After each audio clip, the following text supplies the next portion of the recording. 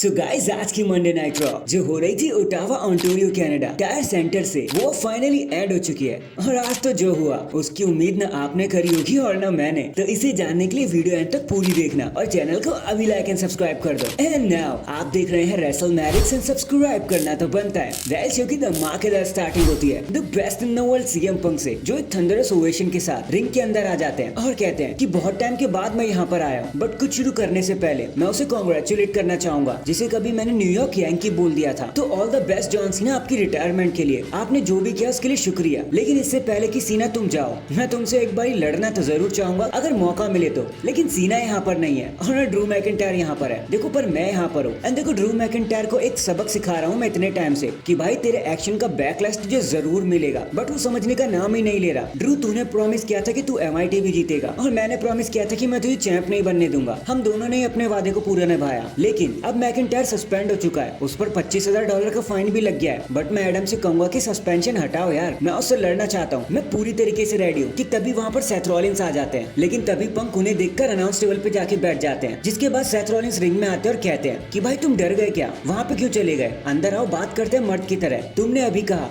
कि हर एक्शन का एक रिएक्शन होता है, लेकिन ये तुम्हारे लिए क्यों नहीं होता। और इतना सुनकर पंक भी रिंग में आ जाते हैं, लेकिन सेथ कहते हैं कि MITV में जो हुआ वो ठीक था, लेकिन तुम वहाँ पे कैसे आ गए, तुमने मेरे बिजनेस में नाक कैसे अड़ाई। बट आई नो कि अब तुम सॉरी भी नहीं बोलोगे ना, क्योंकि वो तो सीएम पंक कभी नहीं करता। But CM Punk sarcastically sorry बोल देते हैं। सेथ कहते हैं कि भाई रहने ही दो, तुम्हारे पास हर चीज का जवाब होता है, हर चीज के लिए एक छोटा सा एक्सक्यूज होता है। लेकिन याद रखना, मैं चाहूँ तो तुम्हारा मुंह अभी के अभी तोड़ सकता हूँ, पर आई नो कि तुम 100% नहीं हो, और जब तक तुम क्लियर नहीं हो जाते मैं तुम्हें मारूंगा भी नहीं। लेकिन एक बार तुम क्लियर हो गए ना, मैं फिर से तुम्हारे पास आऊंगा, फिर से तुम्हारी आर्म तोड़कर तुम्हें घर पे बैठा दूंगा और फिर सोचते रहना कि क्या हुआ, क्योंकि हर एक्शन का रिएक्शन जरूर आता है सीएम पंक। और इसी के साथ ये सेगमेंट यहीं पर एंड हो जाता है। फिर एक बैक स्टेज मूवमेंट के बाद हमें नाइट का सबसे पहला मैच देखने को मिलता है जे उसो वर्सेस चैट गेबल के बीच में, जो क्यों हुआ कैसे हुआ भाई किसी को समझ नहीं आया। इन दी एंड एक स्पीयर लगाकर जे उसो मैच को तो जीत जाते हैं कि तभी वाइट सिक्स वहां पर आ जाते हैं एंड हमें एक बार फिर से सिस्टर एबिगेल देखने को मिलती है, जो एक पैकेज कमेंट्री टेबल पर पकड़ा देती है और उसके बाद कुछ भी नहीं हुआ। देन एक बैक स्टेज मूवमेंट के बाद हमें ब्रॉन्सन रीड वर्सेस पीट डन के बीच में एक मैच देखने को मिलता है। अब थोड़ा सा पुश करने के बाद ब्रॉन्सन रीड मैच को तो जीत जाते हैं, लेकिन वो पीट डन को मारना छोड़ते नहीं है। बट तभी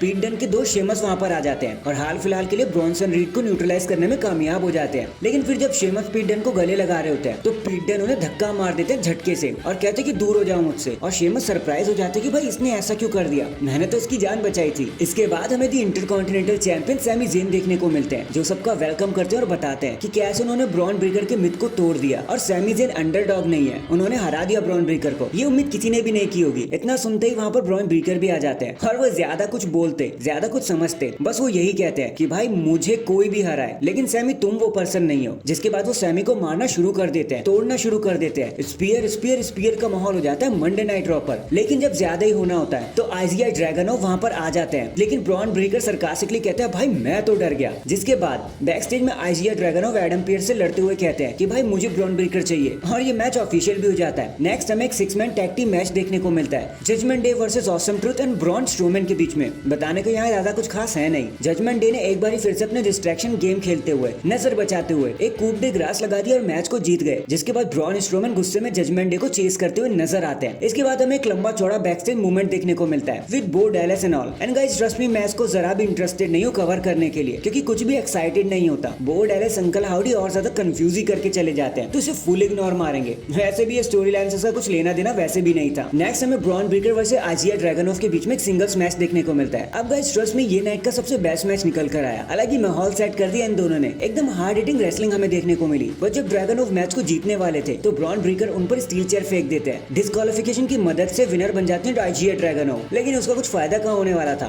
ब्रॉन ब्रेकर तो उन्हें ढंग से कुटाई करने लगते हैं, पीटने लगते हैं। बट तभी सैमी ज़ेन इस मिक्स में ऐड हो जाते हैं और वो कुछ टाइम के लिए ब्रॉन ब्रेकर को न्यूट्रलाइज कर देते हैं। लेकिन वहाँ पर फिर वो चेक करने जाते हैं कि ब्लीडिंग आइजिया को क्या हुआ, वो ब्लीड क्यों कर रहे हैं। जैसे ही उन्हें चेकआउट करते हैं, बस यहीं से एक ओपनिंग मिल जाती है ब्रॉन ब्रेकर को और वो फिर से सैमी ज़ेन पर अटैक करना शुरू करते हैं, मारना शुरू करते हैं। अनाउंस टेबल पर खड़े होकर कहते हैं कि भाई मेरे सामने कोई नहीं टिक पाएगा, और वो पूरी तरीके से दहाड़ लगाने लगते हैं। फिर हमें एक भयंकर सा बैक स्टेज मूवमेंट देखने को मिलता है भाई, जो बहुत ज्यादा अनोइंग था, लेकिन ये हमें लेकर चलता है हमारे 6 वुमेन टैग टीम मैच की तरफ। The damage control versus Lyra Valkyria and Katana Chance and Kayden Carter. Match में बताने के लिए कुछ खास है नहीं, बड़ी आसानी से डैमेज कंट्रोल अपने मैच को जीत जाते हैं। लेकिन मैच के बाद Zoey Stark and Shayna Baszler and the returning Sonya Deville आकर डैमेज कंट्रोल को अटैक कर देते हैं, उनको पटकने लग जाते हैं और बता देते हैं कि असली गेम किसका है, और सोनिया डेविल का रिटर्न हो जाता है। इसके बाद हमें फिर से एक भयंकर बैक स्टेज मूवमेंट देखने को मिलता है, और भाई आज तो सच में हद हो गई, इतने लंबे लंबे सेगमेंट थे कि मैं आपको क्या ही बताऊं। लेकिन फाइनली ये सारी चीजें लीड करती है हमें हमारे मेन इवेंट की तरफ, which is a mix gender tag team match,